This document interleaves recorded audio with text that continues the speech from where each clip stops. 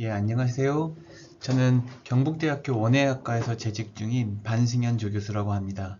저는 오늘 식물 육종의 진화와 그리고 과수에서의 디지털 브리딩 접근에 대한 주제로 여러분들께 강의를 해드리도록 하겠습니다.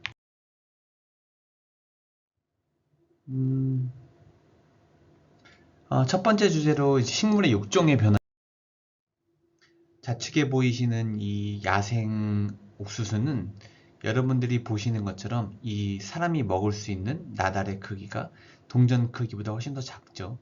하지만 현재 다양한 육종과 개량화 과정을 거쳐서 우리가 소비하고 있는 이 옥수수는 이 식용 부위가 굉장히 비이상적으로 큽니다. 그렇다면 과일에서는 어떤 변화가 있었을까요? 우선 이 그림에서 보시는 것처럼 야생의 수박과 우측에는 이제 개량화된 우리가 현재 소비하고 있는 그런 수박이 있습니다. 좌측에 보시는 것처럼 야생의 수박은 이 씨앗도 굉장히 많고 우리가 현재는 선호되지 않는 이 수박에 있는 흰색 부위가 굉장히 큰 것을 볼 수 있습니다. 이와 같은 변화가 아래 보시는 바나나에서도 동일하게 일어난 것을 볼 수 있습니다. 씨앗도 굉장히 많고 식용 부위가 굉장히 적었던 반면 우리가 먹고 있는 현재 바나나는 당도도 굉장히 크게 올라갔고 그리고 먹을 수 있는 부위가 굉장히 커졌죠.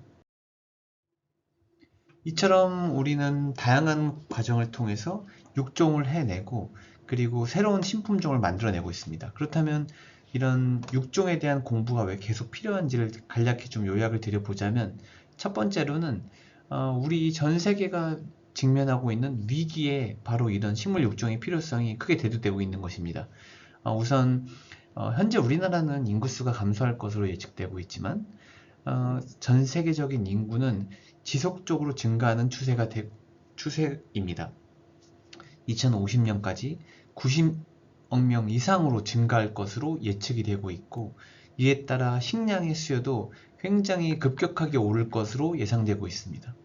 두 번째로는 우리가 재배할 수 있는 경작지의 확대에 한계가 있겠습니다.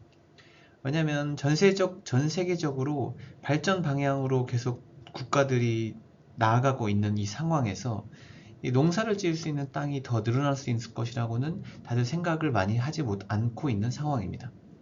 다음으로는 우리가 농업 용수로 사용할 수 있는 이런 지하수의 고갈이 큰 문제가 되겠습니다.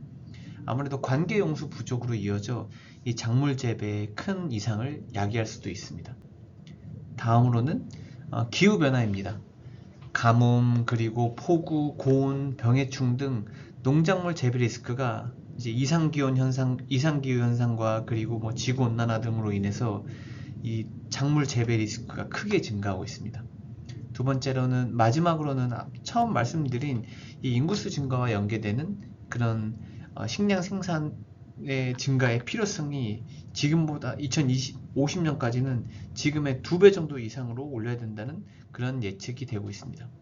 따라서 현재 우리가 재배하고 있는 굉장히 제한적인 이 농작지에서 지금보다 더 효율적이고 더 생산성이 좋고 더 새로운 소비자들에게 입맛도 맞출 수 있는 그런 신품종을 개발하는 것이 굉장히 시급한 상황이라고 볼 수 있겠습니다. 그렇다면 왜 이제 과수 및 원예 작물, 그러니까 식량 작물이 아닌 과수 및 원예 작물에서는 육종이 왜 필요한지 이 과수의 관점에서 몇 가지 말씀드리도록 하겠습니다. 첫 번째로는 이제 변화하고 있는 소비자의 이런 선호도에 맞춰서 새로운 품종을 육종하는 것이 있겠습니다. 이 오른쪽에 보시는 사진을 보시면은 신맛에서부터 단맛, 다양한 이제 사과들이 존재하고 있고 육종되어 왔죠. 그리고 그 중에서 외국에서 특히 미국에서 크게 사랑받고 있는 사과는 여기 보시는 이 허니 크리스피가 되겠습니다. 이 이름에서도 여러분들 알 수 있다시피 굉장히 달고 아삭함 정도가 굉장히 큽니다. 이런 신품종을 통해서 소비자에게 새롭게 선택을 받게 되고 그리고 이제 원예 작물 더 구체적으로는 과수작물의 이 확장성을 크게 넓힐 수 있다는 그런 얘기가 되겠습니다. 두 번째로는 기후변화에 대응하는 것입니다. 기후변화에 대응이라고 한다면 우리 대한민국의 상황을 보더라도 여름이 훨씬 길어지고 그리고 강수량도 굉장히 더 늘어나긴 했지만 강수 일수는 줄어드는 이런 굉장히 많은 기후변화가 농작물의 생산성, 안정성에 크게 영향을 미치고 있습니다. 그래서 특히 사과의 경우는 이 고온에서 좀 착색이 잘 되던가 아니면 이제 뭔가 착색이 필요하지 않은 이런 황금색계 아니면 초록색계의 사과 같은 것들을 육종하는 이런 새로운 품종을 육종해가지고 이 변화되고 있는 환경에 대응을 하는 것이죠. 다음으로는 앞서 말씀드린 그런 인구수 증가와도 연계되도록 우리가 생산성을 훨씬 더 늘리고 그리고 동일 면적에서 훨씬 더 많은 것들을 생산할 수 있다면 우리 대한민국에서 훨씬 더 이제 동일 면적 같은 면적에서의 생산량도 이제 굉장히 더 많아져서 이제 국제적 경쟁력도 갖추게 될 수 있는 상황이라는 거죠. 다음으로는 이제 기능성 그리고 또 다른 어떤 특정한 기능성 물질들이 함유된 신품종을 육종하게 되면 아무래도 소비자에게 더 선택을 받을 수 있고 그리고 부가가치도 더 비싼 더 많은 돈을 받을 수 있는 품종들이 만들어질 수 있다는 게 이런 원예 작물 특히 더 구체적으로는 과수작물의 육종의 필요성에 대두되고 있는 그런. 다음으로는 요즘 흔히 얘기하는 이 디지털 육종이 뭔지에 대해서 몇 가지 이야기 드리겠습니다. 디지털 육종을 말씀드리기 앞서 식물 육종의 이 주요한 기술적 변화들을 요약해 되어 있는 이 피규어를 보시면 기원전 만년 전부터 이제 개량화가 시작됐고 그리고 맨델의 유전 법칙이 발견된 이후로 본격적으로 식물 육종 그리고 유전학 기반이 다져졌습니다. 그러다가 이제 처음 나오는 것이 쌍과 시퀀싱이라는 염기서열 분석하는 기법이 갑자기 나오기 시작하죠. 이 기법을 토대로 이제 식물에서 애기장대를 이용해서 첫 번째 시퀀싱이 이루어졌습니다. 그리고 이제 NGS라고 하는 넥스트 제너레이션 시퀀싱 세대가 나오면서 2세대 시퀀싱이 나오게 되고 그리고 시퀀싱 기술들이 보급화되면서 이제 식물에서 이제 유전체 데이터를 기반으로 한 지노믹 셀렉션 기법들이 적용되기 시작했습니다. 이처럼 전통 육종, 분자 육종, 예측 육종을 변화되고 있는데 이런 육종의 많은 변화에서 가장 많은 발전이 일어나는 것이 바로 이 염기설 분석이겠습니다. 그렇다면 염기설 분석이 무슨 뜻이냐? 이 이해도를 좀 돕기 위해서 제가 여러분들께 이 우리나라 지도를 가져왔습니다. 보시면은 우리나라 지도가 이렇게 밝혀져 있는데 카카오 앱이라던가 뭐 네이버 앱이 이런 것들이 이런 차들이 지역 곳곳을 돌아다니면서 길을 막 밝히잖아요. 길을 밝히기 이제 어떻게 되냐면 예전에는 이제 우리가 뭐 지도를 보고 찾아가던가 아니면 지도가 없었어도 표지판 같은 것을 보고 한 스텝 한 스텝 걸어가야 됐다면 지금은 이런 저런 내비게이션 회사라던가 이런 곳의 도움으로 지역 곳곳을 골목골목 하나하나를 다 밝혀놨습니다. 그래서 모든 길이 다 밝혀졌죠. 그리고 이제 우리가 희망만 하게 되면은 내가 경북대학교에서 뭐 중앙대학교를 내비게이션을 찍고 간다. 그러면 실시간 루트까지 파악해가지고 최적 그리고 공사하지 않는 곳 이런 것들을 다 안내를 주면서 최대한 빠른 시간 내에 내가 원하는 목적지에 효율적으로 도착할 수 있게 해줍니다. 그래서 이 디지털 브리딩이라고 하는 것은 이처럼 모든 염기설 데이터 같은 것들을 우선 확보해서 내가 갖고 있는 이 공간을 그리고 내가 육종하고자 하는 이 작물에 대한 정보를 최대한 많이 모으고 이 정보들을 기반으로 내가 원하는 육종 타겟을 가장 효율적으로 성취하겠다라고 하는 게 요즘 흔히 얘기하는 국내에서 얘기하는 디지털 육종이라고. 용어는 굉장히 국가별로 차이가 있습니다. 뭐 4세대 브리딩이라고도 하기도 하고. 이처럼 염기설 분석이 굉장히 중요한 이유는 형질의 차이 그리고 뭐 같은 과정에서의 형질의 차이든 다른 종에서의 차이든 이런 것들은 결국 염색체 그리고 유전자들의 다양성에서 약이 됩니다. 한 가지 예를 들어 보이자면 이 염기설 분석의 중요성에 대해서 사람의 경우는 이 PAH라는 효소가 페닐알라닌을 타이로신으로 분해해 줍니다. 하지만 이 염기설 분석을 통해서 만약에 PAH 유전자 영역을 염기설 분석했다고 해볼게요. 근데 특정 영역에서 뭔가 뭐 유전자 돌연변이 같은 것이 염기설 돌연변이를 찾았습니다. 그 결과 이 단백질 구조에 뭔가 변형이 왔고 그 변형이 왔기 때문에 PAH 효소가 정상적으로 작용을 하지 못합니다. 그러면 사람에겐 이 페닐알라닌이라는 것이 누적되게 되겠죠. 그 결과 뭐 뇌에 문제가 생긴다던가 아니면 지적 장애가 생긴다던가 하는 이런 표현형의 사람의 신체에 뭔가 장애 같은 것들이 오게 되는 것입니다. 그러니까 이처럼 염기서열 분석을 통해서 뭔가 어떤 유전자의 이상 같은 것을 발견해내고 그런 것들로 인해서 나타나는 부작용들을 우리가 파악할 수 있게 되는 거죠. 이런 것들이 이제 이번엔 사람의 예였지만 실제 뭐 사과의 예를 들어보자면 어떤 사과의 뭐 꽃피는 시기에 꽃피는 시기에 영향을 미치는 유전자의 돌연변이가 발생했다면 그리고 그에 따라서 만들어지는 단백질의 이상이 발견됐다면 뭔가 꽃피는 시기가 굉장히 빨라지던가 아니면 꽃이 안 필 수도 있고 아니면 꽃이 느리게 필 수도 있게 되는 그런 표현형의 변화가 오게 된다. 이처럼 전통 육종과 디지털 육종을 간단하게 좀 요약해 보자면 결국 전통 육종에서는 전통의 교배와 그리고 선발의 반복을 통해서 우수한 품종을 이 육종가의 감을 통해서 감의 크기에 의지해서 선발해냅니다. 그렇게 해서 신품종을 오랜 기간에 걸려서 만들죠. 하지만 요즘은 기술의 발전이라던가 그리고 특히나 인공지능의 발전이 굉장히 크고 염기서열 분석의 가격이 굉장히 저렴해졌기 때문에 그런 데이터들을 일단 다 확보해 놓고 내가 가질 수 있는 데이터를 일단 다 모아보고 또 그걸 기반으로 뭔가 굉장히 내비게이션이 우리에게 길을 가르쳐 주듯 효율적으로 목적지에 도달해 보자라고 하는 게 요즘의 디지털 육종의 정의라고 할 수 있습니다. 그러면 이 지노타이핑, 염기서열 분석에 대체 어떤 변화가 일어났냐? 예전에는 뭐 사람들이 걸어 다니면서 하나하나 길을 측량했다면 지금은 길을 파악했다면 지금은 어쨌든 인공지능이라던가 아니면은 센서를 기반으로 하고 이미지를 기반으로 해가지고 영상을 기반으로 해가지고 길을 촬영하잖아요. 그런 것처럼 지노타이핑의 변화에 대해서 좀 간략하게 한번 제가 소개해 드리도록 DNA 구조가 이제 1953년 왓슨 앤 크릭을 통해서 퍼블리시된 자료를 통해서 이중나선이라는 것이 밝혀지고 이제 이 염기서열 분석을 하는 것이 갖게 되는 의미가 굉장히 중요하고 과학적으로 더 많은 추가 연구가 이어질 수 있다는 것을 파악해가지고 이제 프레드릭 상거라는 분과 뭐 로버트 헐리라는 분이 이런 DNA 시퀀싱 방법에 대한 이런 페이퍼를 만들어냈습니다. 그러다 보니까 이 염기서열 분석하는 방법이 만들어지고 염기서열 분석에 갖게 되는 의미가 굉장히 크다는 걸 알게 되니까 이제 상업 회사인 어플라이드 바이오 시스템이 이 쌍고 시퀀서라고 하는 것을 상업화하기 시작했죠. 그 이후에는 이제 2세대, 3세대가 넘어가게 되면서 점점 이 시퀀싱 기술이 진보하게 됩니다.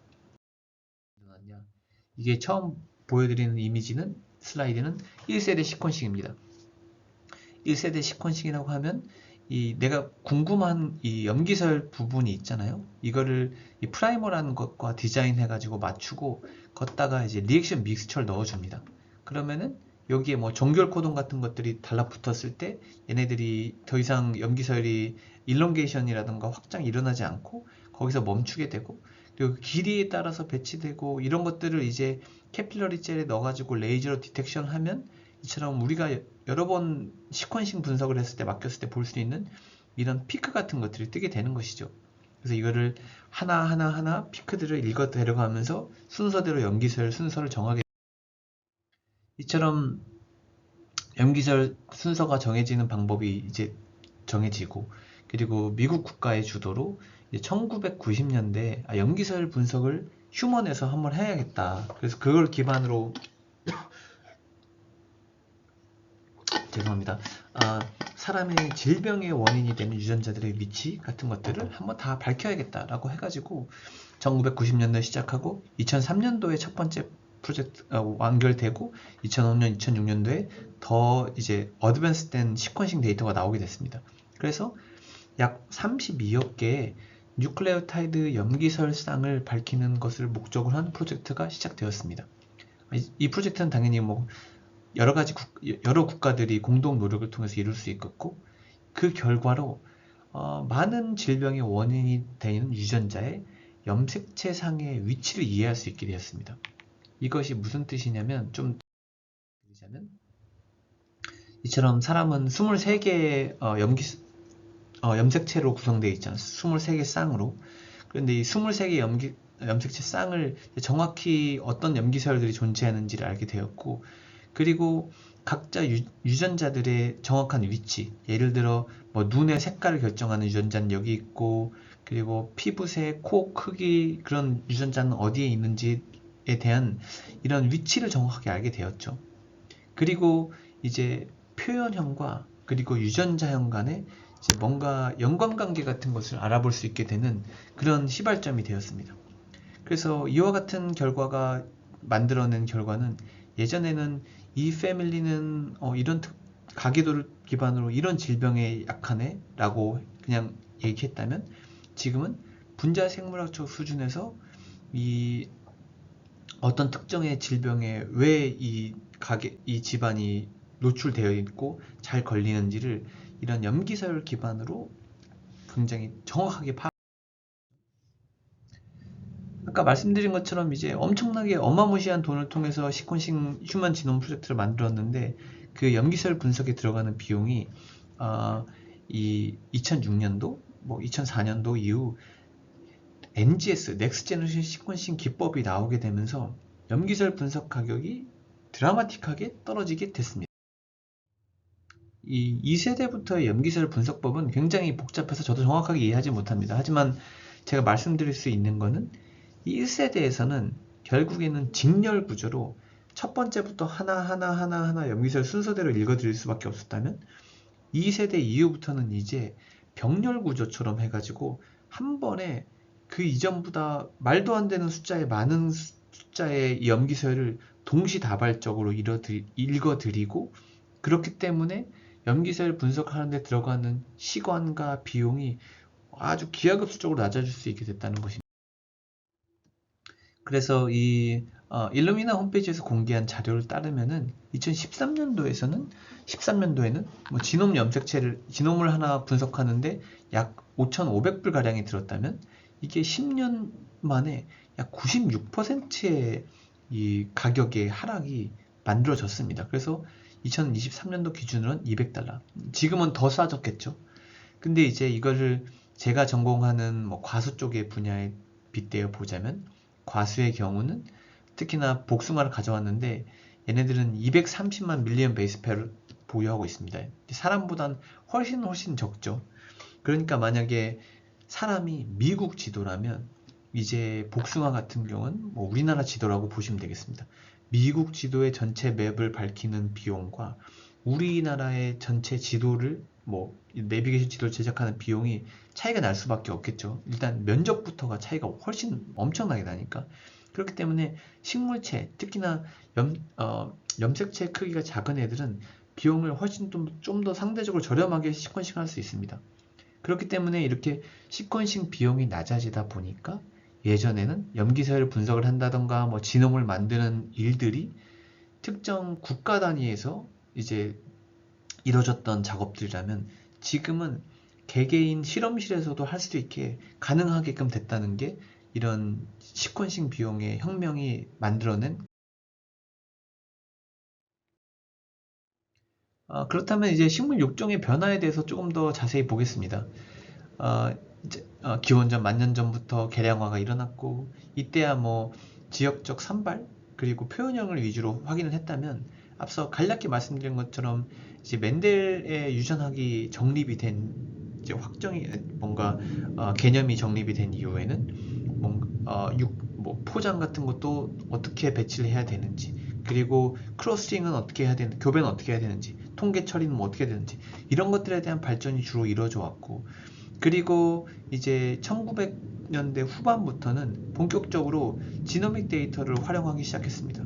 그래서 지노믹 데이터를 기반으로 표현형과의 연관 분석 등을 통해서 뭐 어떤 특정한 표현형에 연관이 돼 있는 유전자 지역을 탐색하고, 그걸 이용해서 마커를 만들고, 마커를 이용해 가지고 마커 어시스트 셀렉션 같은 걸 통해서 육종 기한을 단축시킨다던가, 이런 일들이 많이 일어났고, 현재는 이제 인공지능 발전과 유전체 분석 비용이 낮아지다 보니까 대단위의 데이터를 모으는 일들, 그리고 그를 이용해 가지고 뭔가 전통 육종을 넘어선 인공지능을 활용한 뭔가 좀 시스테믹하고 그리고 훨씬 더 효율적인 육종을 하자라고.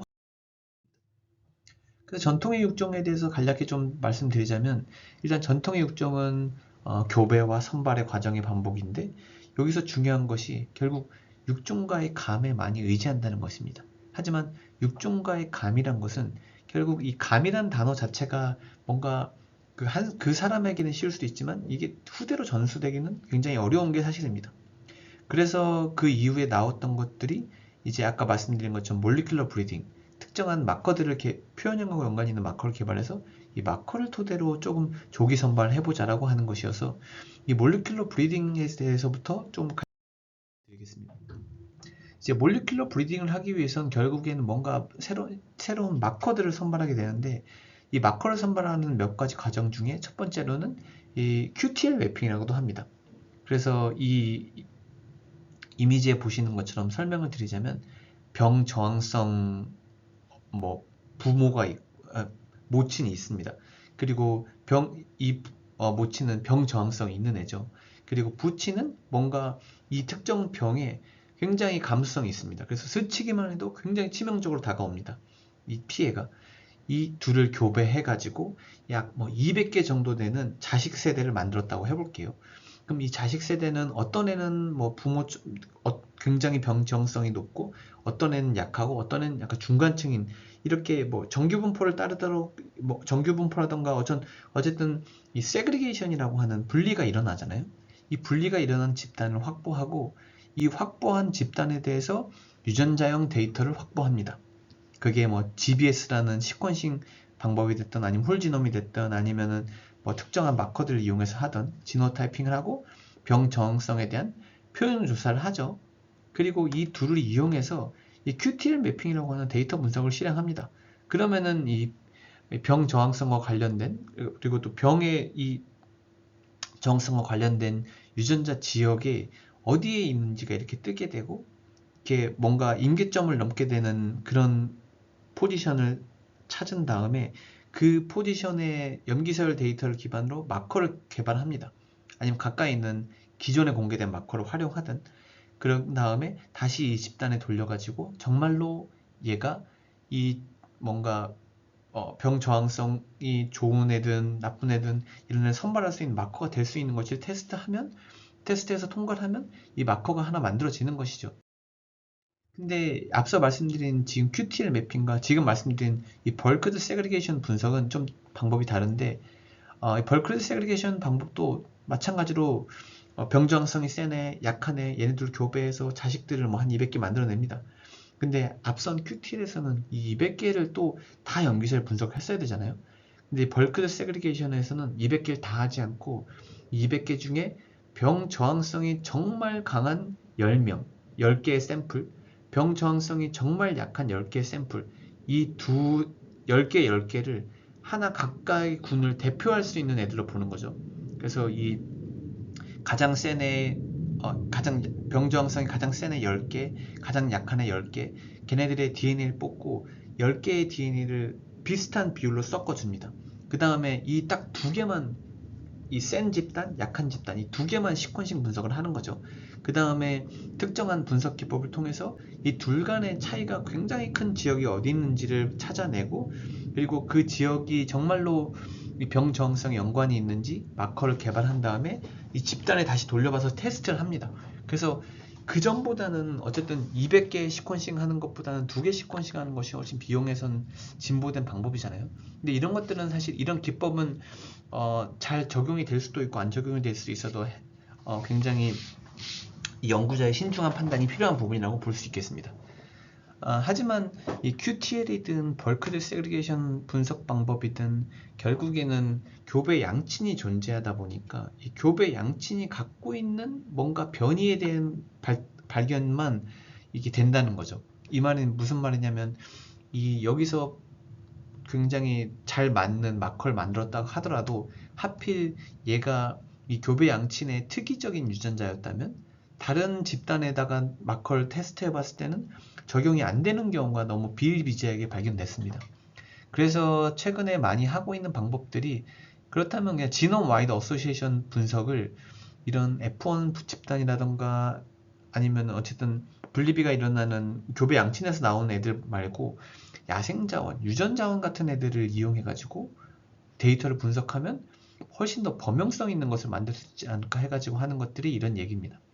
그래서 이 한 가지 예를 들어보자면 만약에 사과 유전자원이 뭐 한 10,000점이 있다. 그럼 10,000점에 대한 염기설 데이터를 확보하고 걔들의 내가 관심 있는 표현형을 확보하고 연관 분석을 해가지고 걔네들의 연관성 있는 부분을 시각화하면 훨씬 더 범용성 있는 마커가 개발이 가능하다는 게 지금의 지워스 분석입니다. 그렇다면 한 두 가지 정도의 케이스 스터디를 보여드리자면 몰리큘러 브리딩의 첫 번째로는 이 사과 산도에 대한 내용입니다. 이 사과에서 산도는 사과의 품질에 굉장히 큰 영향을 미칩니다.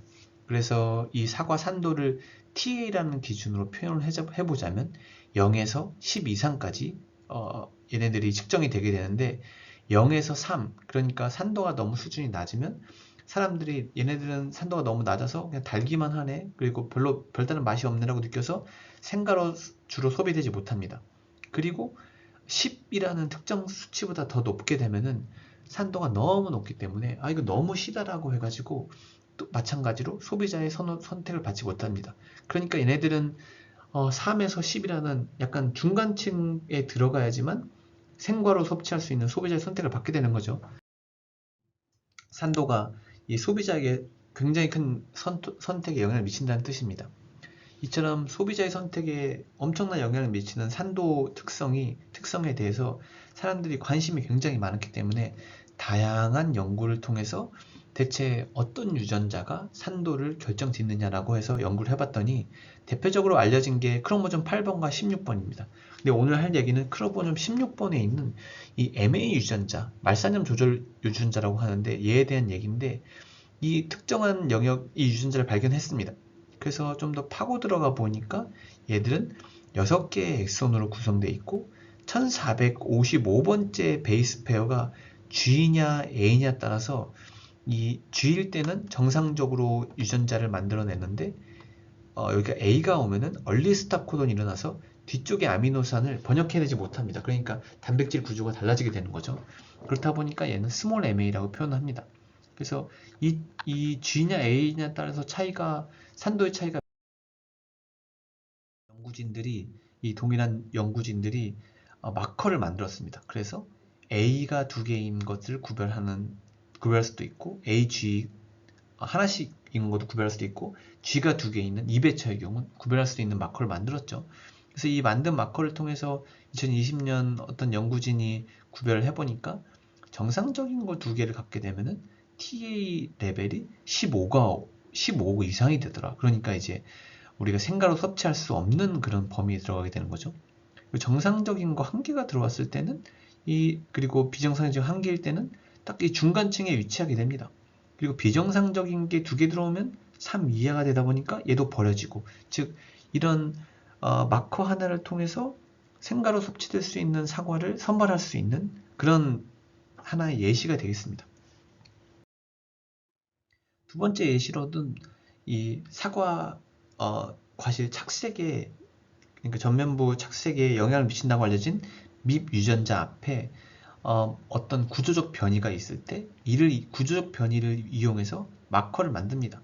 그래서 빨간색이 됐을 때는 밴드가 이제 정확하게 증폭이 되고, 이 빨간색이 아닌 경우는 증폭이 안 되는데, 이를 이용해서 뭔가 아까 초반 서두에 말씀드린 착색이 잘 안 되다 보니까 나는 뭔가 초록 사과 아니면 황금색 사과를 만들어야겠는데, 그렇다면 이제 이 마커를 이용해서 밴드가 뜨지 않는 애들을 선발하는 것들을 활용할 수 있게 되는 그런 예시. 하지만 이 분자 역종이 결국 갖게 되는 단점은 명확합니다. 뭐냐면 대부분의 사람도 그렇고 원예 작물도 그렇고 특히나 과수 작물도 그렇지만 대부분의 중요한 표현형, 크기라던가 착색 아니면 어떤 산도도, 아까 말씀드린 산도도 마찬가지고, 한두 개의 유전자가 모든 걸 결정짓는 게 아니고 다양한 유전자들이 이 표현형의 결정을 짓는 이 양적 형질의 특성을, 그러다 보니까 결국에는 앞서 말씀드린 한두 가지 예로 뭔가 정확한 육종을 하기에는 굉장히 어렵다는 거죠. 왜냐면은 아까 말씀드린 것처럼 다양한 형제들이 대부분은 다양한 유전자들에 의해서 영향을 받다 보니까 조금씩 그러다 보니까 이제 사람들이 생각했던 것들이 이제 만약에 한두 개의 마커가 아니고 다양한 유전자들이 이 표현형에 영향을 미친다면 우리는 그러면 우리도 비슷하게 통계 모델 같은 걸 이용해서 전체 유전자 뭐 유전자라던가 그 영역별로 뭐 영양가라던가 이런 것들 계산해 가지고 갖게 되는 뭐 점수 같은 거를 만들어 보자 얘기가 나오게 되면서 나온 것들이 이 지노믹 셀렉션이라는 방법입니다. 이 방법에 대해서 간략히 좀 설명드리자면 일단 이 트레이닝 파퓰레이션이라는 게 존재합니다. 그래서 이 트레이닝 파퓰레이션이 만약에 700개다 한다면 이 700개에 내가 관심 있는 표현형 조사를 하겠죠. 그리고 염기서를 분석을 합니다. 그리고 둘을 이용해서 내가 관심 있는 표현형에 대한 예측 모델을 만듭니다. 그 다음에 내가 이제 실제로 육종하는 라인이라던가 아니면 이 내가 만든 예측 모델이 정확한지를 검증하는 집단이 또 필요하겠죠. 그래서 만약에 300개 정도가 있다고 해볼게요. 이 300개의 집단은 표현 조사를 하지 않습니다. 그냥 염기서열 분석을 한 다음에 그리고 여기 지놈 이스티메이트 브리딩 밸류라고 하는 특정 육종가라고 하는 것을 계산을 해버리는 거죠. 그래서 조기 단계 육종가 점수가 높은 애들만 남겨두고 낮은 애들은 조기 도태시킨다는 그런 이런 것들이 과수에서 특히나 중요한 이유는 과수의 경우는 뭐 일단 과실을 맺는 데까지 엄청나게 오랜 시간이 걸리기 때문에 뭐 내가 종자를 심고 종자에서부터 과실이 나오기까지 5, 6년 걸리는데 걔네들의 집단을 만약에 1000개를 내가 자식 세대를 유지한다고 한다면 엄청나게 대면적이 필요하겠죠. 하지만 이런 육종가를 계산해 가지고 조기에 이 굉장히 어린 잎 단계에서 DNA만 뽑아 가지고 계산하고 그 중에 한 2개, 뭐 한 10개 정도만 남기고 다 도태시킨다면 그 공간과 시간 그리고 인건비들을 다 절약할 수 있다는 게 큰 장점이 되겠습니다. 하지만 이 지노믹 셀렉션이라고 하는 건 결국 지노믹 셀렉션이 갖고 있는 단점이라고 한다면 아니면 좀 리미테이션이라고 한다면 내가 얼마나 많은 집단으로 이 모델을 만들어야 정말 정확하게 만들 수 있을까? 그리고 시퀀싱은 대체 어느 정도의 밀도로 해야지만 할 수 있을까? 그리고 내가 관심 있는 표현형의 유전력 같은 것들이 얼마나 높냐? 유전력이 애초에 낮다면 얘네들은 표현형이나 이 재배 기술에 따라서 아니면 환경에 따라서 영향을 받는 애였다면 애초에 예측 모델이 제대로 만들어질 리가 없겠죠. 그렇기 때문에 그리고 또 내가 이 지노믹 셀렉션을 하는 모델들이 굉장히 많이 돼 있는데 어떤 모델이 더 정확한지 잘 맞는지에 대한 상황입니다. 이제 마지막 오늘의 얘기인 디지털 육종에 대해서 좀 간략하게 얘기하면서 오늘 세미나를 마무리하겠습니다. 이 디지털 브리딩이라고 하는 것에는 결국에는 앞선 이 지노믹 셀렉션에는 아직 인공지능에 대한 얘기는 안 했잖아요. 지노믹 셀렉션에선 이제 인공지능이 들어옵니다. 그럼 뭐냐면 이 염기서열 데이터, 내가 관심 있는 작물에 대한 염기서열 데이터를 확보하고 얘네들을 그리고 또 내가 관심 있는 표현형 같은 것도 확보합니다. 걔네들을 결국 이 인공지능 툴을 이용해서 얘에게 학습을 시키는 거죠. 그전에는 지노믹 셀렉션이라고 하는 건 결국 어떤 특정한 연구진들이 고안해낸 다 적합한 모델들이 있는 건데 걷다가 맡기는 게 아니고 뭔가 인공지능이 알아서 잘 해석할 수 있도록 얘에게 맡겨버려. 이처럼 이제 2010년도 이후에 이제 뭐 바이올로지컬 빅데이터라고 하는 엄청나게 사람이 몇몇 통계 모델이라던가 아니면 뭐 엑셀 이런 것들 단순 분석을 통해서는 도저히 해석해내지 못하는 것들이 인공지능을 통해서 방대한 데이터를 해석할 수 있는 방법들이 많이 나오고 있죠. 그리고 이 염기서열 데이터를 전문으로 한 이런 분석 기법도 굉장히 많이 나오고 있습니다. 그래서 우리는 사실 이런 방법들을 어떻게 잘 활용하게 하느냐에 대해서 계속 하고 있는 상황입니다. 그래서 과수에서 이 뭔가 인공지능 기법을 이용해서 만든 예측 모델을 하나 소개시켜 드리자면 2024년도 8월에 나온 논문입니다. 그래서 포도에서 이 씨 없는 포도가 소비자에게 굉장히 선호되는 특성이기 때문에 육종으로서의 가치가 있죠. 그래서 이들은 했던 일이 이 444개 정도 되는 포도의 얘가 무핵인지 아니면 C가 있는지 그런 것들을 표현형 조사를 하고, 그리고 그것들을 이용해서 특정한 통계 모델 등을 통해서 그런 예측 모델을 만들었습니다. 인공지능도 또 활용하고, 그 만든 애들을 또 한 40개 정도 되는 39개, 39개 정도 샘플에다가 이 만들어진 예측 모델, 그러니까 지노믹 셀렉션하고 똑같죠. 걔네들을 39개에서 테스트를 했더니 한 개 빼고 다 맞춰내더라. 그래서 97% 정확성이 있더라고 하는 그런 연구 내용이라고 보면, 이 과수에서 특히나 제가 하고 있는 연구 내용을 간략하게 말씀드리면서 마무리하려고 하는데, 제가 하고 있는 작물은 사과입니다. 사과로 치면은 이제 우리나라 현재 재배 면적은 약 34,000헥타르 정도 되는데, 2023년도에 굉장히 커다란 일이 발생했습니다. 어떤 일이었냐면, 이 봄철 냉해랑 우박병 발생 등을 통해서 이제 생산량이 급격하게 떨어진 거죠.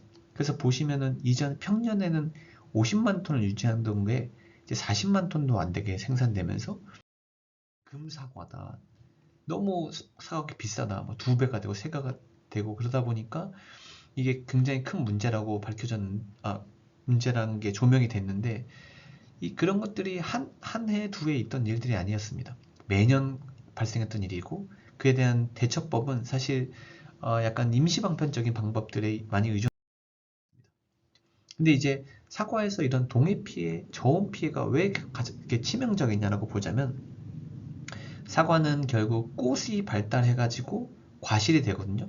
근데 꽃 중에서도 이 꽃받기 부위가 이제 부풀어 오르게 됩니다. 그러면서 이제 얘들이 과육이 되고 커다랗게 되는데, 얘네가 봄철에 저온 피해를 입게 되면은 결국 꽃에 피해가 있게 되고, 나중에 사과가 될 애가 데미지를 받아서 사라지게 되는 거죠. 그러니까 내가 뭔가 과수원에서 키울 되겠습니다. 그래서 이때 워낙 큰 피해가 있다 보니까 농식품부에서 이런 피해를 어떻게 앞으로 예방할 건지 된 보고서를 잠깐 보자면, 이 기후변화가 2022년도 빼고 약 5년 동안 계속 발생돼 왔다. 23년도는 더 크게 작용해가지고 이게 생산량이 전년도 대비 3%더라.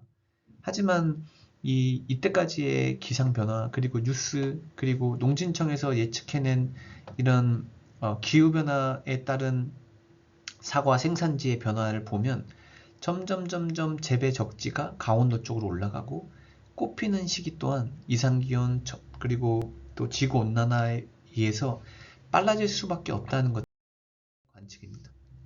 근데 지금의 그런 굉장한 큰 위기 상황, 뭐 재배지 묵상하고 여름철 고온으로 인해서 착색도 잘 안 되고 과실 품질도 안 좋고 꽃도 빨리 피는 상황에서 우리가 현재 하고 있는 것들이라면, 뭐 빙상팬, 그리고 스프링클러 관수법, 아니면 연석법을 통해서 과수원 내에서 일시적으로 이런 것들 피해가는 방법, 아니면 이제 농촌진흥청에서 주로 하고 있는 만개기가 늦은 품종을 개발하는 것들도 이루어지고 있습니다.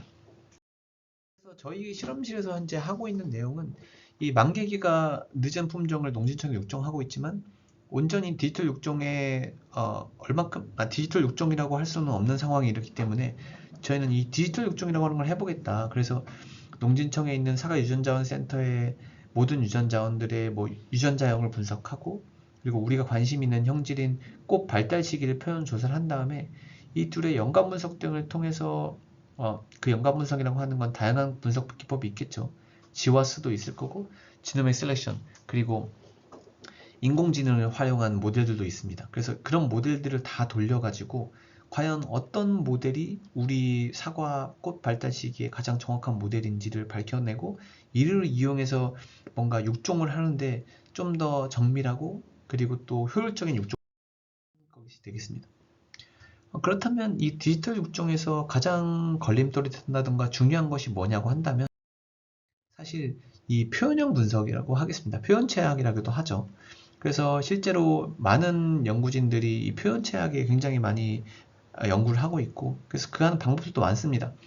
뭐 이미지 기반으로 한다던가, 아니면 로봇 기반으로 한다던가, 아니면 둘 다 연결해서 한다던가, 실시간 데이터도 모으고, 그리고 카메라도 그냥 RGB 카메라가 아니고 우리가 눈으로 볼 수 없는 초분광 카메라, 다른 파장대를 볼 수 있는 카메라를 통해서 이 표현형을 미리 표현형과 연관 분석을 통해서 예측을 하기도 하고, 그런 것들이 실제로 농진청에서 적용하기 위해서 이렇게 많은 피노믹스 돔이라고 하는 곳에서 이미지 기반으로 데이터들을 많이 쌓아가려고 하는데, 하수에서 굉장히 어려운 점이라고 한다면 역시 이 한 예를 들어 보이자면, 이게 제가 박사과정도 했던 건데, 이 갈라라는 품종과 그리고 또 말로스 시벌시라고 하는 한 종을 교배를 한 F1 파퓰레이션이 222개가 있습니다. 근데 저는 산도 관련 연구를 많이 했는데, 이 222개의 산도를 측정하는 게 제 미션이었는데, 산도 측정을 하기 위해서는 뭐 한 8월부터 11월까지 얘들의 수확 시기가 다 차이가 납니다. 그러니까 앞서 말씀드린 그런 표현체 분석 방법처럼 동시다발적으로 할 수 있는 방법은 거의 없다는 거죠. 그래서 요즘은 뭐 비파기 분석법을 통해서 산도 같은 걸 수정하기도 하지만, 결국에는 저희는 포다 정밀하고 완전히 예측이 아니고 측정을 하고 싶었기 때문에, 얘네들 측정을 하기 위해선 이처럼 대규모 스크린이 굉장히 어렵고, 그리고 매일 최소한 이틀에 한 번씩 3일에 한 번씩 나가서 얼만큼 얘네가 습기에 들어왔는지를 파악해야 된다는 그런 것들이 굉장히 큰 허들로, 그러니까 대규모 표현형 분석하는 데는 있습니다. 그래서 이제 특히나 미국 USDA에서 하는 일들을 하나 예를 들어보자면, USDA에서도 다양한 유전 자원들을 보유하고 있습니다. 특히나 제가 일했던 제네바 스테이션 안에는 그 미국 농무성이 같이 있었고, 사과 유전 자원, 포도, 뭐 체리 유전 자원들을 보유하고 있었는데, 이 연구소에서는 이 그린이라고 하는 홈페이지를 뭐 유지하면서 그곳에 지속적으로 표현형 데이터를 모으고 있죠. 그리고 뭐 어디서 가져온 거고, 사과 과실의 이미지, 그리고 각종 특성들을 연도별로 데이터를 축적하고 있습니다. 물론 유전 자원이 너무 많기 때문에 동일 시기에 모든 걸 다 하기는 인력이 너무 많이 들고 자원이 많이 들기 때문에 어렵지만, 이렇게 데이터들을 어쨌든 디지털화하고 모으기 위해서 노력을 하고 있는 거죠. 그리고 연도 간의 기후 차이, 기후 온도 차이가 있다 보니까 아무래도 그 2017년도 데이터와 2019년 데이터가 병합하기가 쉽진 않은데, 그런 것들을 뭔가 딜리셔스라는 품종을 하나의 스탠다드로 두고 얘보다 10일 빠르게 수확했다, 10일 늦게 수확했다, 얘보다 뭐하다, 이런 식으로 비교를 통해서 하는 것도 하나의 예인 것 같습니다. 실제로 우리나라도 보면 현재는 많은 데이터들을 이렇게 누적시키고 공유하고 있는 좋은 방향으로 나아가고 있다고 저는 생각합니다. 오늘 세미나 보겠습니다. 결국 이제 우리가 디지털 육종이다 이렇게 많이 떠드는 이유가, 식물 육종에서 가장 많은 어드밴스가 일어났다고 하는 염기서열 분석 기법이 굉장히 진보가 일어났고, 그에 따라서 가격이 굉장히 내려가기 때문에 한 국가 단위가 아니고 이제 실험실 단위에서도 이런 연구를 할 수 있다라고 하는 게 디지털. 두 번째로는 이제 인공지능의 활용이 굉장히 쉬워졌다는 겁니다. 지금은 여러분들도 실제 우리나라에서는 농촌진흥청 슈퍼컴퓨터, 거기에 물론 GPU 베이스는 아니지만, 그리고 실험실에서 유전체 기반 분석을 할 때 그런 정부기관의 도움도 굉장히 예전보다 훨씬 더 수월하게 받을 수 있고, 그리고 실험실 내에서도 이런 그래픽 카드를 사가지고 이런 인공지능 기반으로 한 학습 모델 같은 거를 만드는데 충분히 좀 더 활용할 수 있게끔 가격이 계속 내려가고 있는 상태라고 보고 있습니다. 물론 이 수량의 한계 때문에 공시되어 있는 가격보다는 더 비쌀 수 있지만, 그런 것들은 차츰차츰 해결될 문제고, 그리고 이런 인공지능을 이용한 디지털 육종에 활용하는 기법들은 결국 다양한 전문가들이 달려붙어서 계속 발전이 일어나갈 것이라고 생각합니다. 원예학을 전공하는 저로서는 어떤 부분에 계속 더 발전이 일어나야 하고 어떤 부분에 좀 더 발전이 필요하냐라고 물어보신다면, 아무래도 이런 표현체 그리고 환경체라고 하겠습니다. 앞서 말씀드린 것처럼 보다 지금까지 예측이라고 하지만 측정과 거의 차이가 없을 정도로 뭔가 예측을 해놓는다면, 예측을 해낼 수 있는 그런 비파괴적 방법이 있어가지고 가장 관심 있는 과실의 특성 같은 것들을 파괴하지 않고, 그리고 수확 시기를 정확하게 선발해가지고 파악할 수 있다면 이 데이터 활용도가 굉장히 높아지겠죠. 그리고 아무래도 원예 작물들은 환경의 영향을 굉장히 많이 받는데, 그 환경체 데이터가 지금까지는 해석하기가 굉장히 어렵고 모으기도 어렵고 하여튼 활용하기가 좀 어려웠습니다. 근데 그 활용법에 대해서 더 많은 고민이 이루어져 가지고 만약에 얘네들이 실제 육종이라든가 디지털 육종이 활용이 된다라고 한다면 앞으로 이 디지털 육종은 훨씬 더 많은 진보와 그리고 발전을 이뤄낼 것이라고 저는 생각하고 있습니다. 이상으로 제 발표를 마치고 혹시나 궁금한 점이 있으시면 저에게 이메일 주시던가 아니면 저에게 연락을 주시면은 제가 성심성의껏 답변 드리도록 하겠습니다. 그리고 유튜브에 올라가는 것을 알고 있는데 질문 주시면 제가 답글 달도록 하겠습니다. 예, 감사합니다.